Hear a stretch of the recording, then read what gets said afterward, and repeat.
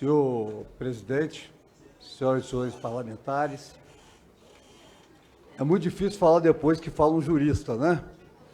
E ouvi aqui atentamente várias opiniões, respeitando a todas as opiniões. Eu sou um dos signatários que, em março de 2018, assinou essa proposta de emenda constitucional, que o autor é o deputado Alex.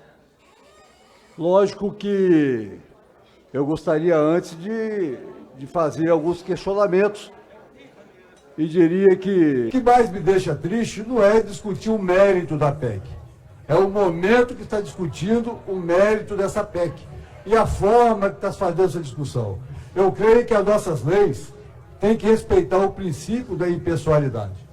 E a impressão que me passa, por alguns atores que aqui falaram, que a preocupação é única, exclusiva com o ex-presidente Lula. Acho isso um equívoco, porque cabe a esse parlamento fazer leis para a coletividade, para toda a sociedade brasileira.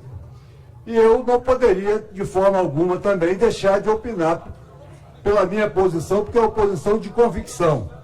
A gente fica muito triste nesse momento que o país atravessa essa crise violenta, e agora há pouco eu estava observando o presidente da República estava lá no Planalto discutindo qual o novo partido que eles irão. O momento que o país está vivendo com desemprego, com redução, com a economia em retração, e está se discutindo esse assunto.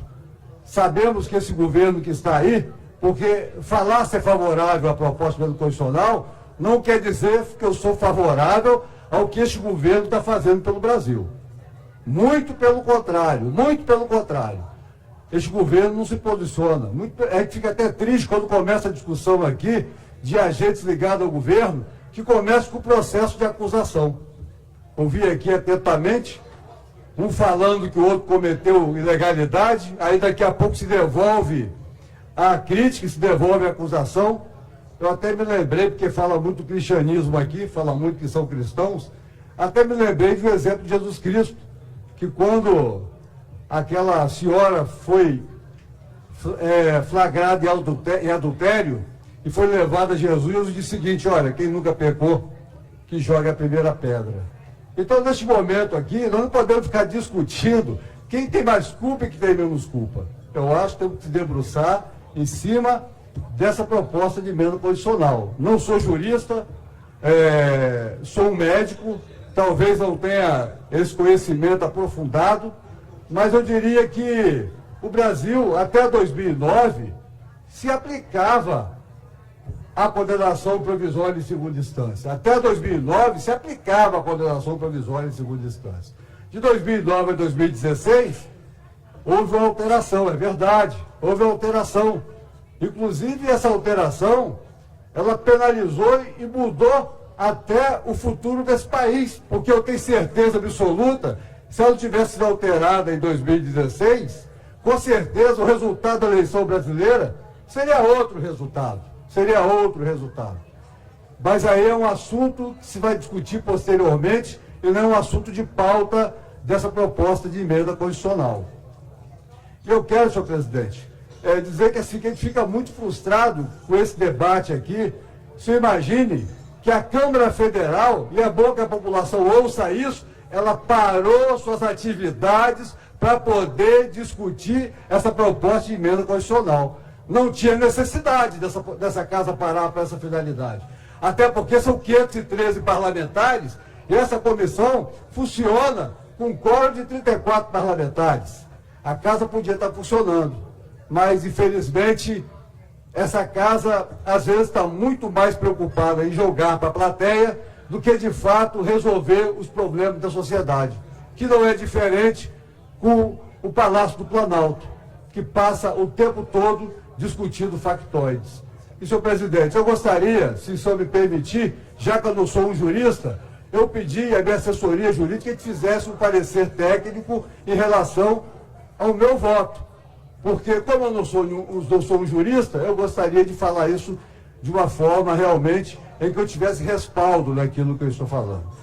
A PEC que altera o dispositivo do artigo 5º da Constituição Federal para assegurar como direito fundamental o direito de todos só serem considerados culpados quando a sentença penal condenatória for confirmada em grau de recurso.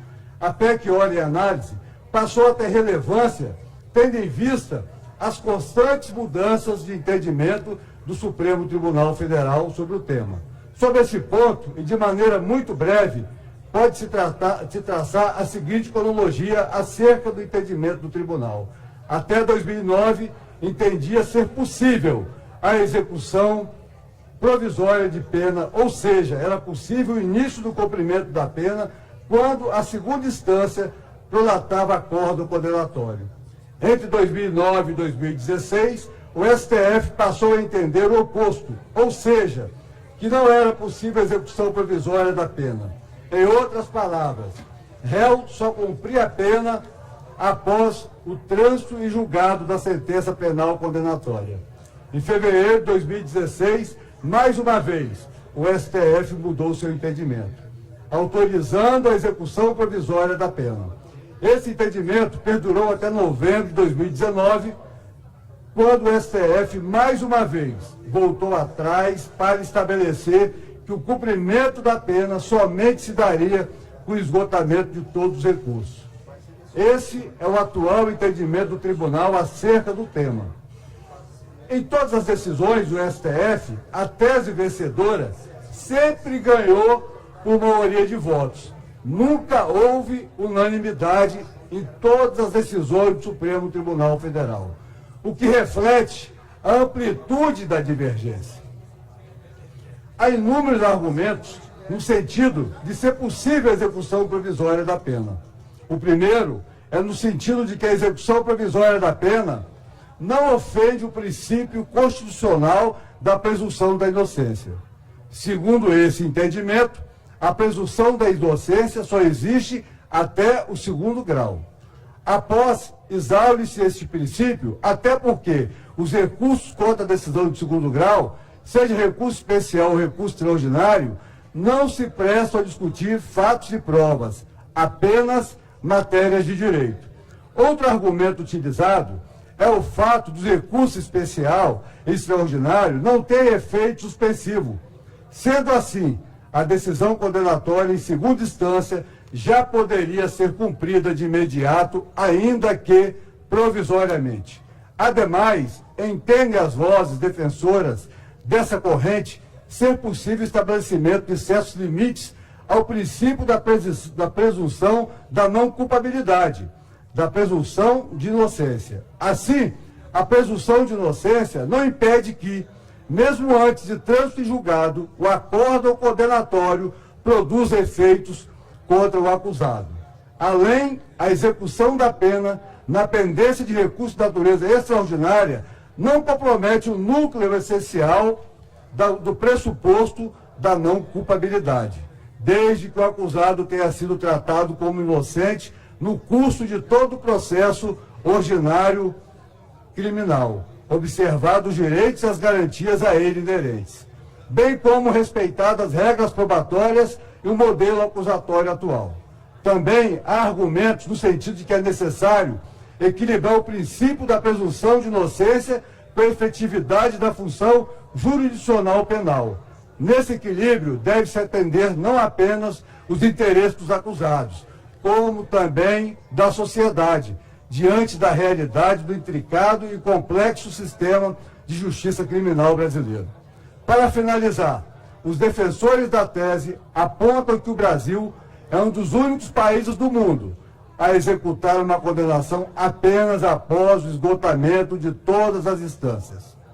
Devido, senhor presidente, às constantes mudanças de entendimento do STF e tendo visto haver divergência quanto à correta interpretação do inciso 57 do artigo 5º da Constituição Federal, ao que tudo indica, a melhor solução é o Congresso Nacional, o único representante da sociedade brasileira, dispor de maneira definitiva acerca do tema. Para tanto, senhor presidente, faz necessário, de fato, a mudança da redação do dispositivo a ser alterado pela PEC e análise. Baseado, senhor presidente, nesse parecer, eu quero aqui reiterar o meu voto pela admissibilidade dessa proposta de emenda constitucional, do qual eu também teria que justificar para votar contrário, já que eu sou um dos signatários dessa proposta de emenda constitucional, que não é contra a nenhuma pessoa, ela é exatamente a favor da sociedade brasileira.